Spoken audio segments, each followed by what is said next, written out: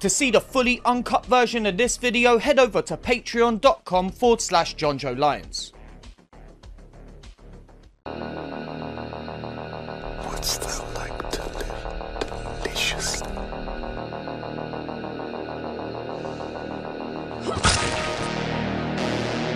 Chaos reigns. Please don't scream. Nah, Sid, don't you blame the movies.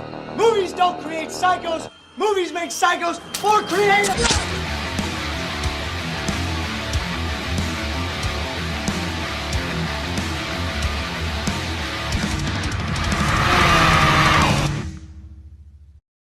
What's happening? My name is Jonjo Lyons, and today I'm here to present to you my review for Delusion.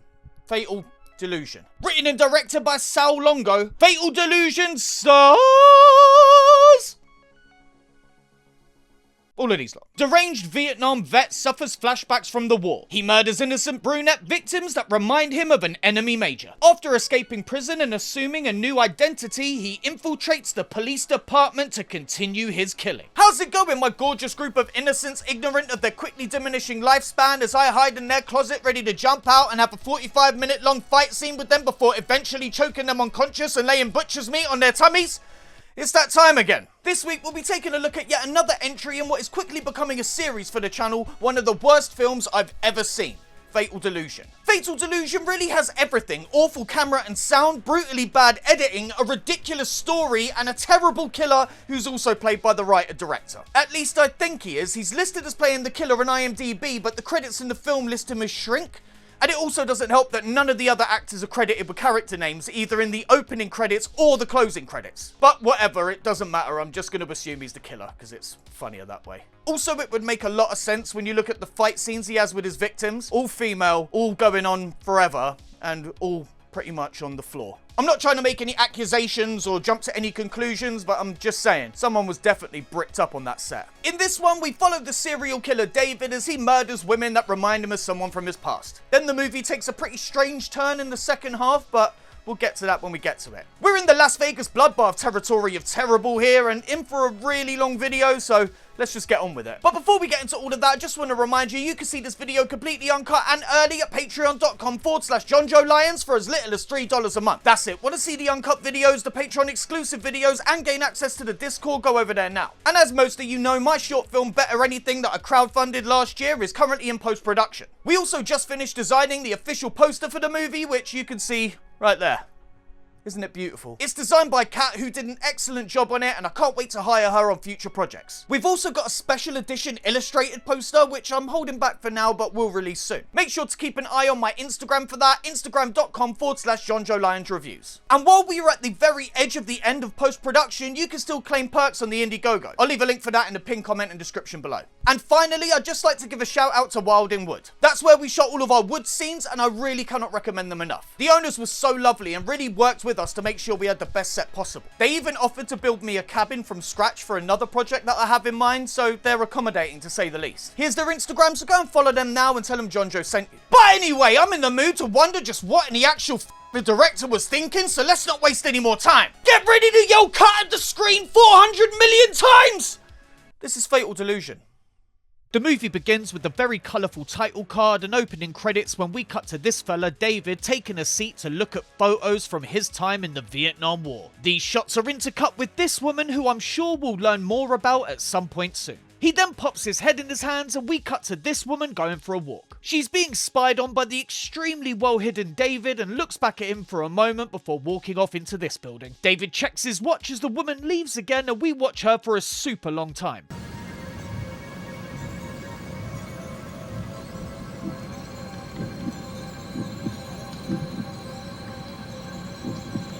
It's going to be one of those movies, isn't it? I got worried when I saw the runtime was an hour and 45 minutes, but at least 30 of that are going to be shots going on too long. David then does a super funny jog up behind this woman when she takes off at speed. He's somehow able to catch her and they struggle for a bit when they eventually end up on the floor and David makes her go to sleep forever.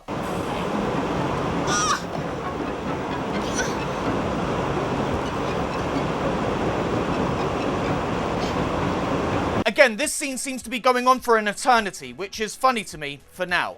At least it's going to make writing the review a lot easier. Cut to the woman dead as we see another flash of the Vietnamese woman, then to a drive-in POV, and finally nighttime. Here, a woman who looks strikingly similar to the one we saw just murdered enters and starts to get ready for bed. We catch a glimpse of David as the woman puts her Milkos away and settles down with a good book. Cut to David walking the halls when the woman gets up to take a bath. David uses a card to break into the woman's room, then quietly watches her get in and soap herself up all nice and good-like. David hides in the closet, presumably knocking one out as the woman washes the suds off, and we see another flashback to Nam. Finally done, the woman exits the bathroom completely dry and pops her top back on. Come on guys, you couldn't make her hair wet for that one shot. I know. Continuity is hard. Anyway, she gets back to her book and David creeps out of the closet ready to strike.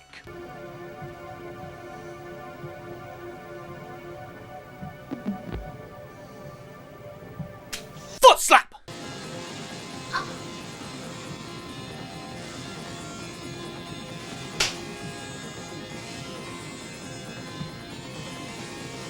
Now knocked out, David picks the woman up and pops her back in the bath, where he cuts open her shirt with an extremely real-looking knife right by the actor's face. He then stabs the woman, which she only seems mildly inconvenienced by.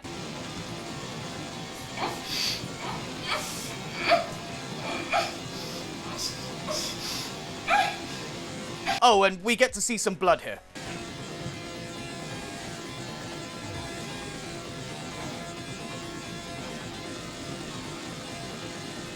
I don't like the motion you're doing with that knife at all, Dave. Finally, he starts pulling out the woman's butcher meat-looking organs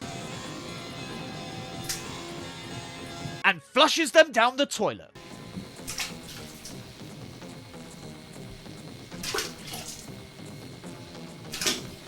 Cut to this reporter reporting on David having been arrested for the murders of 6 women. We then see him in his cell before cutting to him meeting with his doctor. And this is where we get to hear the killer speak. What brings you here today? Well, I've been thinking about what we said, and you are right. I knew it was wrong what I did. And it's time I faced up to it. I don't know why, but I just love his voice. It's not very scary. David said he's ready to accept treatment, saying the reason he killed those women is because they look like a matron back in Vietnam who presumably tortured him. I still have to live with myself. And I'm willing to do whatever you think I have to do. Help me, please. Not only do we get a fantastically deep and emotional performance here, but also some pretty fantastic editing.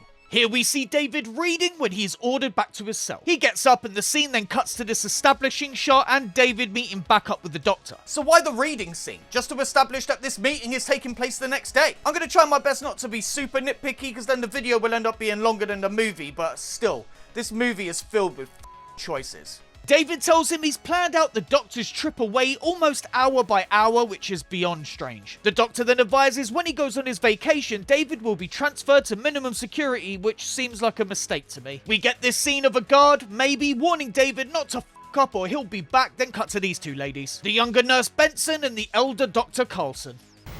Well, I think it was a mistake for him to transfer him to this minimum security section. I agree, I was literally just saying that. What a smart lady. Also, it would be nice to see the other character's face at some point. I mean, I get it. A whole other camera setup when you can just have this two-shot? Why bother? Isn't he the one that was in for killing some women 6 or 7 years ago? Yes, he is. Well, I have his file, and I want you to read it as soon as you can. Ah, there we go. Only now we can't see the other character. Cut between shots, David. Or Sal Longo, if that is your real name. Sounds like some sort of Italian porn star out of New Jersey. Coulson continues to badmouth the previous doctor for sending David to minimum security, then explains his backstory. That men under his command were captured by the enemy and mutilated, so in response David ordered or participated in the torture of a female soldier that they'd captured. As a result of this, he had flashbacks in the real world causing him to kill all those women. An event we find out happened 6 or 7 years ago. How horrible.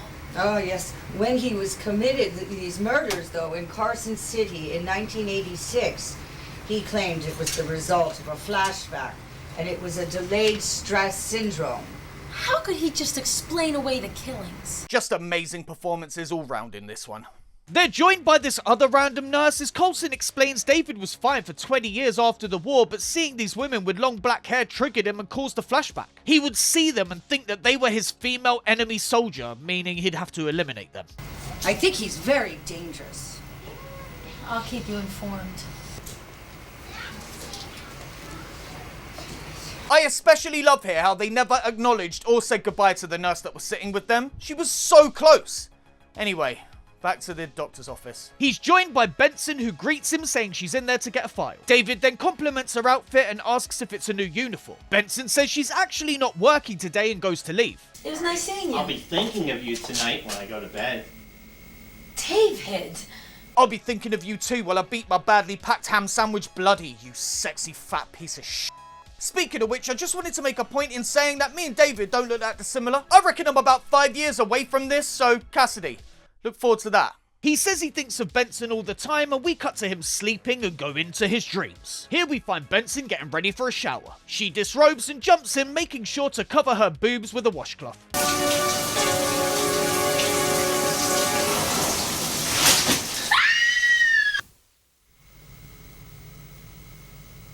That better not be the extent of the kills for the rest of the movie. David's f***ed up dreams that cut way too early. Come on, movie, I believe in you. More blood, less access to washcloths. Cut to real-world Benson getting ready for work, realising she's gonna be late again. She then awkwardly removes her bra and slowly pops on another top, with us having to watch the entire process in one long, unbroken shot.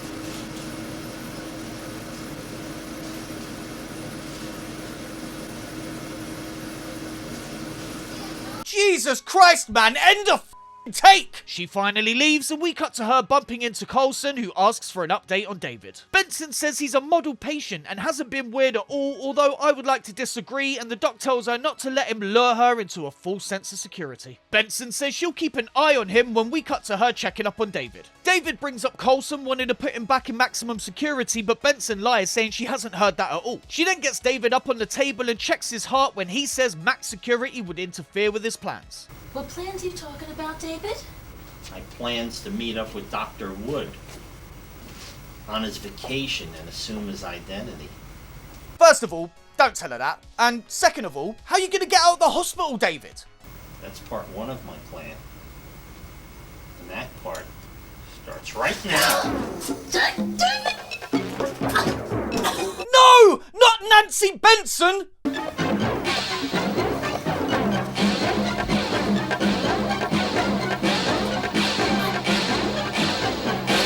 I liked her. I thought she was going to be our final girl. That's why we didn't get to see her tits.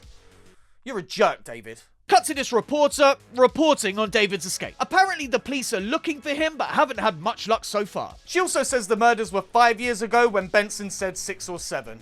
A very minor inconsistency, but worth mentioning.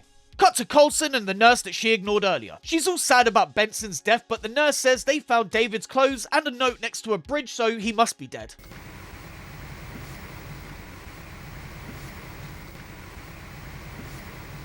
Action. He must have jumped. No, they didn't find his body. Person doesn't escape all the way to Idaho. Coulson isn't convinced, saying his body wasn't found and thinks he's still out there planning something. Cut to David still out there going for a walk. We see various shots of his surroundings, then cut to the original doctor on his camping trip in the woods.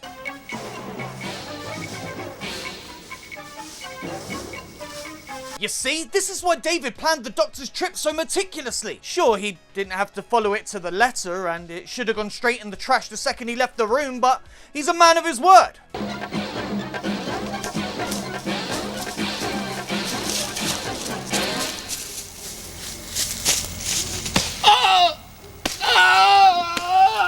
And now he's dead, which should be a lesson to all of you. Thanks for the card, Doc. You stupid bastard. You followed my itinerary just a little too well. David jacks up the doc's clothes and car keys, then leaves as we cut to a boat, a driving POV, a busy street, a Ferris wheel, a roller coaster, and...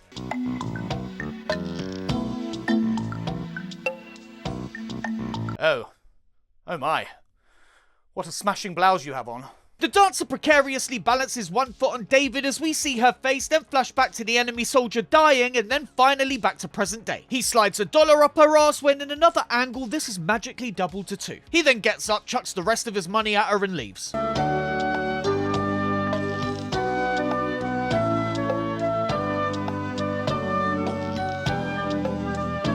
Please, for the love of Christ, shut! Cut! Cut to David approaching this house and picking the lock with a knife, somehow. He enters and we meet this lovely woman on a treadmill.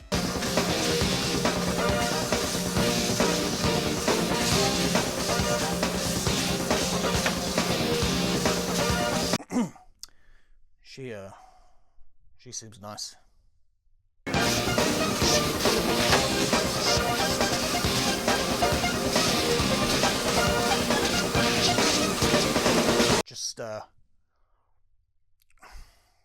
Just lovely.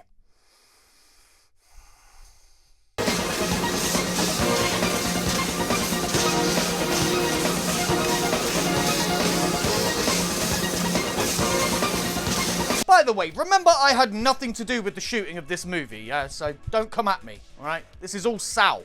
David creeps through the house and goes up the stairs, pulling out a gun that he now somehow has. I don't know. Maybe the doctor had it. He finds someone in the bed and aims his gun as we once again cut back to my favourite character in the film. Running woman. She finally gets off the treadmill when the lights go out, sort of. David then appears saying he's the guy from the bar, meaning this is the dancer, I guess. The woman then starts fighting back, and here's another scene that seems to go on for eternity.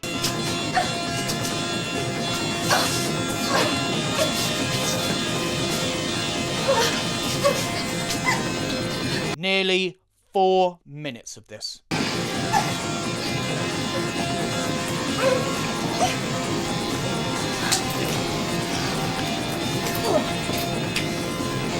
During which he manages to take her shorts off.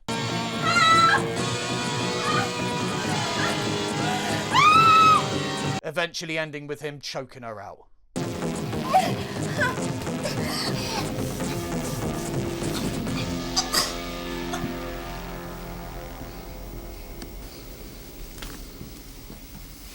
Good Lord. David then buggers off, quickly returning with a knife as the woman wakes up and asks what he's doing. Stabbing her in the back is what he's doing, and when he's doing it, we get to hear the most ghastly scream.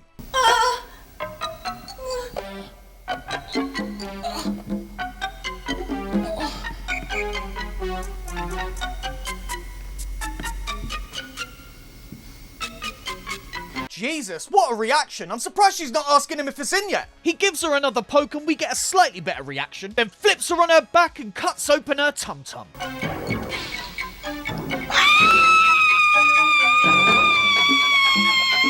There you go, that's more like it. I knew you could do it. That should get me there. Again, David cuts away the woman's shirt with a super sharp and real-looking knife right next to her face before flipping her on her front again, robbing us of the breast reveal, which is bullshit. We get another flashback as David suggests they cut her arms off, and in turn, he sticks a hatchet in one of the woman's hands.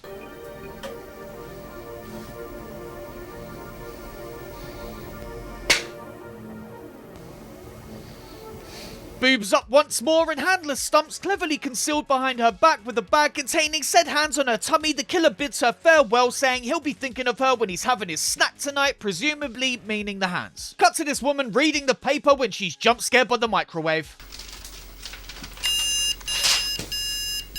She gets her food out and takes a seat when she's joined by this fella Fred. And here's something, he calls her Nance as in Nancy, which was also Nurse Benson's first name. So now we've heard the names Benson, Coulson, and now a second Nancy. I don't think the writer of this film was very good at coming up with new names. To be fair, coming up with names is hard. Whenever I'm writing a script and I have to name a short, weak, morally bankrupt sociopath with the empathy of a great white shark and the charisma and likability of a broken toilet seat encrusted in the shit of 100 homeless people, I just call him Sean.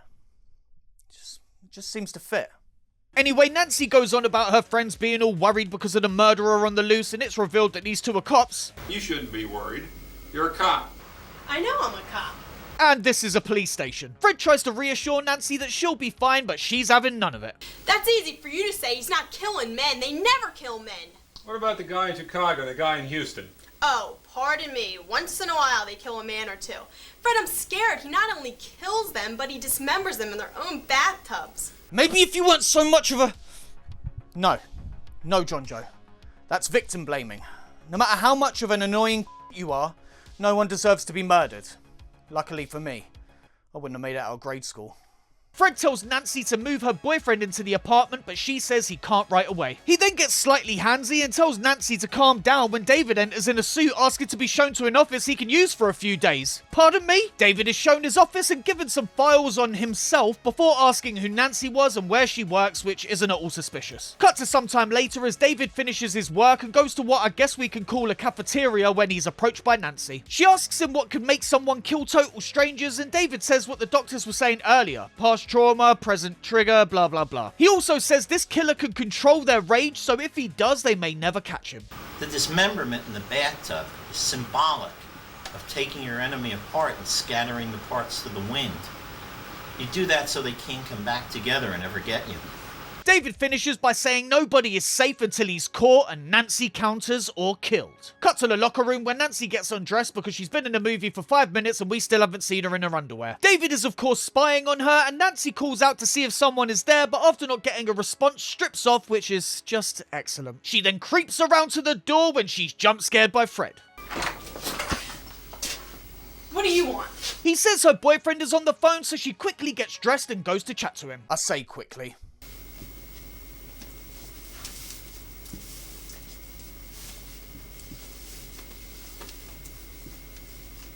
Just please end the scene. Please end the scene. Cut to Nancy answering the phone to her boyfriend, who happens to be this absolute pud. He invites her out for a drink and we cut to them later. And the funny thing in this scene is how we can't hear what they're saying under the loud music, but we can hear the bottle opening and being set down on the table.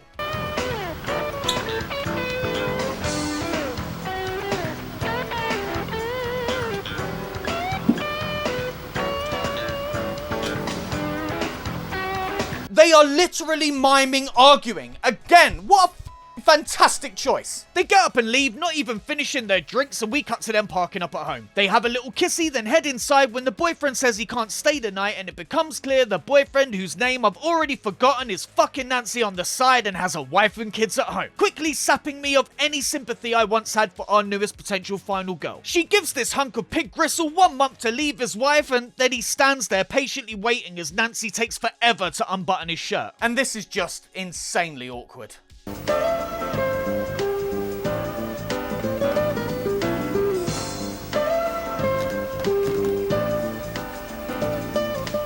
Again, I'm not far from becoming this dude, but Jesus Christ, why put it on camera?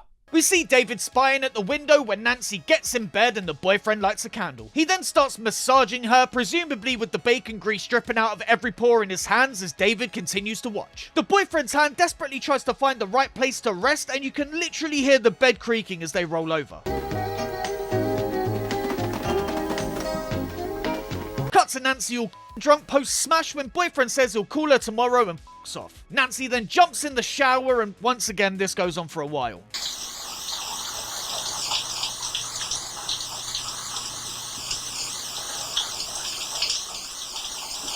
Cut to David watching Nancy put on underwear when he finally bursts in and holds her at gunpoint. He tells her to put her hands up and we cut to Nancy all tied up. She asks why he's doing this and he says because he's attracted to her and has been watching her ever since he turned up. She calls him sick and I think we actually hear the cameraman cough in this moment. That's what my ex-wife used to say.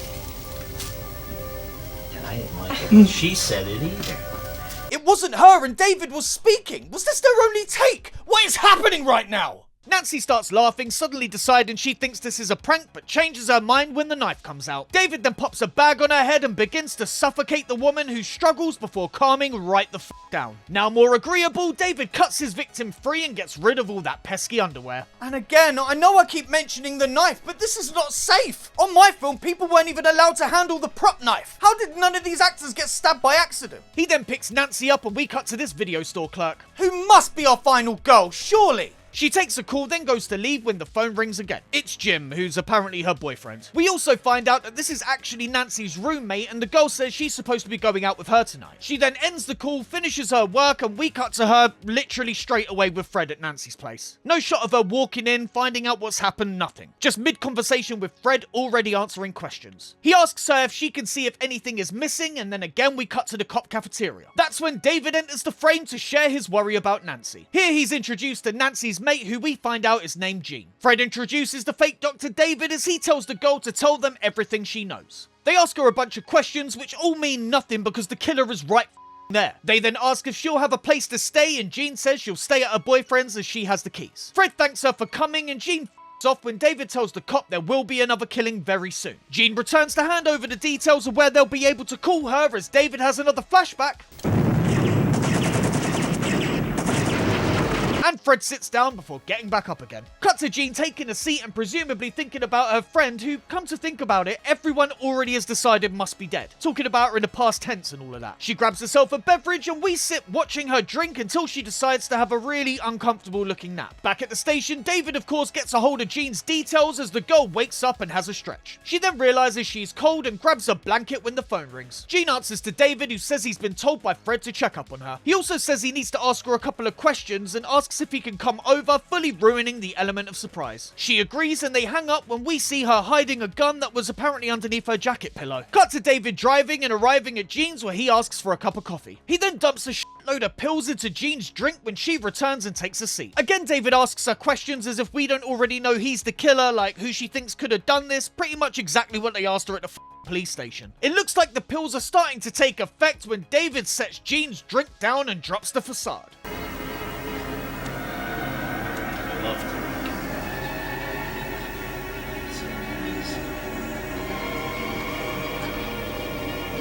Jean tries to go for the gun, but passes out and does this with her eyes.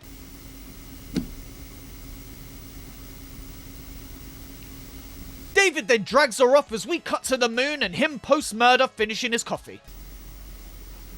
It's a good cup of coffee. So we're not gonna get to see any of that. No? Just assume that she's dead. Okay. Cut to this woman upset about Nancy's death and asking about evidence. Fred says there wasn't any, but they've got their best on it. We also find out this woman is an ex-cop but wishes she was still on the force to cut the killer's balls off or whatever. She says they should bring in the boyfriend, and we cut to Fred making the call when David walks in, where we get another amazing bit of line delivery. Listen, I've been a cop for a lot of years now, and I've never come across one that dealt with dismemberment like this. Is this common? Anyway, they talk bollocks about the history of dismembering bodies, and David basically tells his own origin about him torturing the female CO to death. You know, one night we got them in an ambush, and we managed to catch their CO. I'll leave it to your imagination what we did, but we never had any trouble with them anymore. Oh, that's interesting. Now, Fred, open your eyes, mate! Does he literally need to tell you he's the serial killer? Cut to the new woman who still doesn't have a name as she thinks about things Nancy said when she wasn't there and has a breakdown in the shower. She also remembers her death, which is confusing.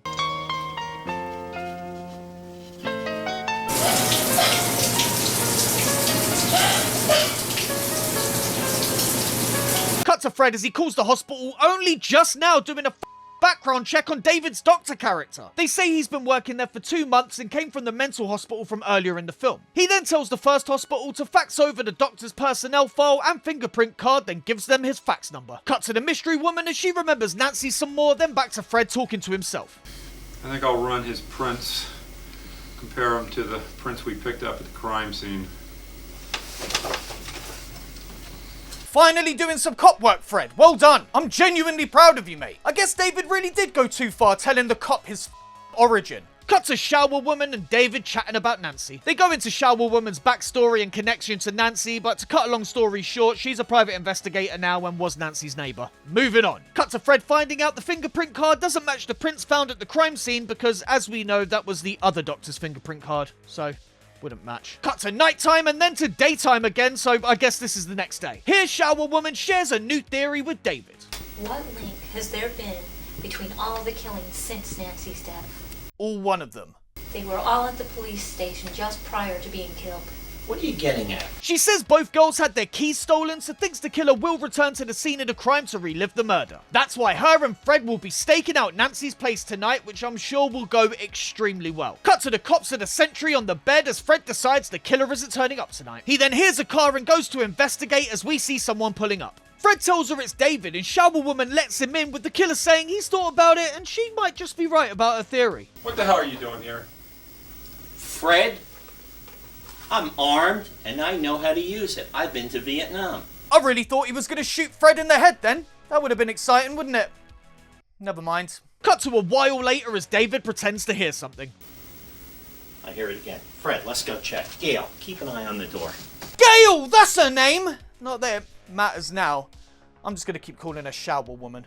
The name seems to have grown on me. The fellas then go to check out the fake sound when David stabs poor Fred in the back, killing him.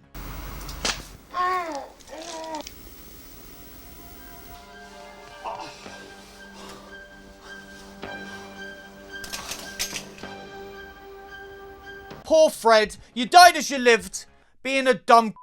David then reveals to Shower Woman that he is the killer. Cut to David undressing Shower Woman again with that big knife. And sadly, he stabs Shower Woman to death.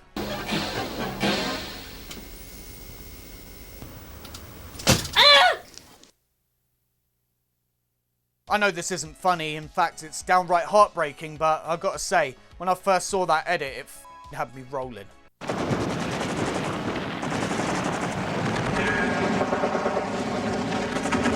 And that one didn't make any noise at all. Cut to more driving and then to one of the reporters from earlier reporting a report about David's latest actions, apparently aware of his most recent murders and the whole fake doctor shtick. Her phone rings and it seems the reporter is late for something which she says she'll arrive at in 10 minutes. We then shockingly skip the hour-long dressing up scene and cut straight to her getting herself got by David in the car.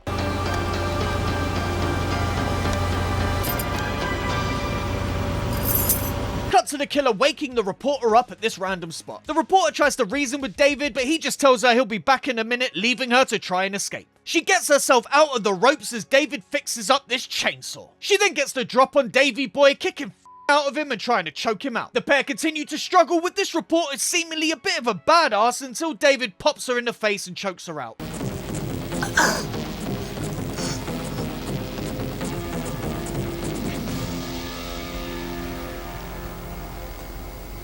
Well, never mind, love. At least you got to give him a few digs before you went down. That's more than some of us get. We then watch as David cuts the woman up with a chainsaw.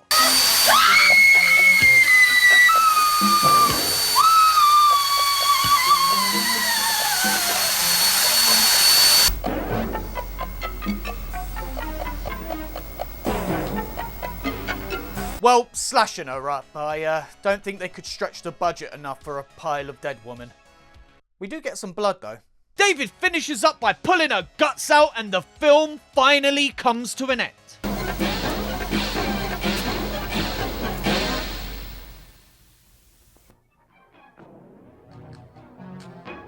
The end! Well, that was terrible, but not the worst of the worst. And poor Fred. That really had no business being a cop, did he?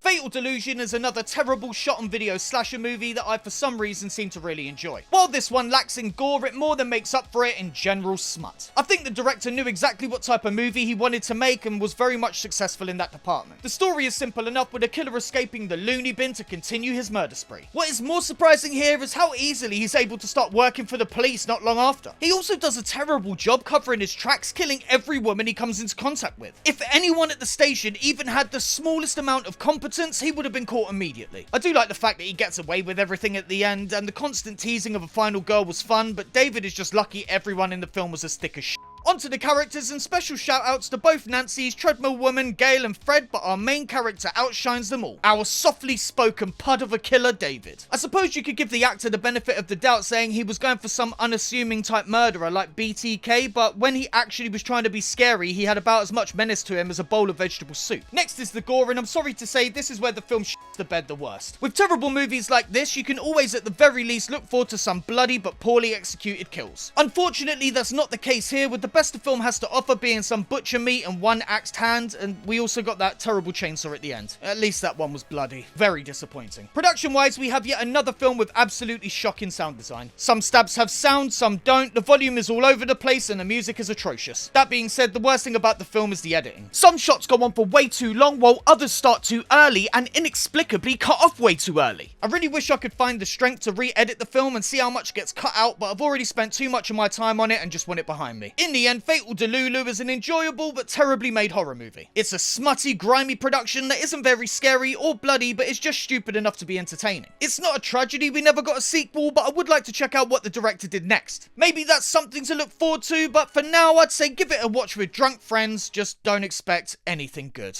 So that was my review for Fatal Delusion. What do you lot think? I thought it was fine. Again, it's not the worst of the worst, but definitely in my bottom 5. Not including Lucifer Valentine movies. That being said, those fight scenes were hilarious, and I may have found my new true love in Treadmill Woman, even if she does only have one hand.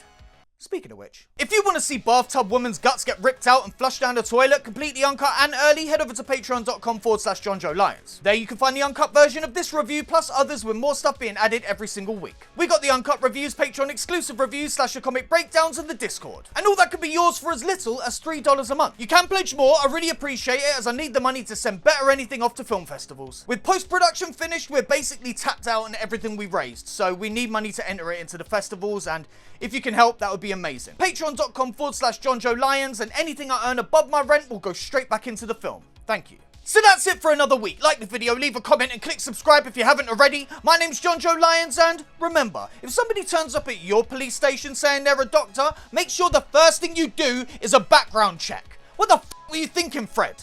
Maybe it's good that you're dead.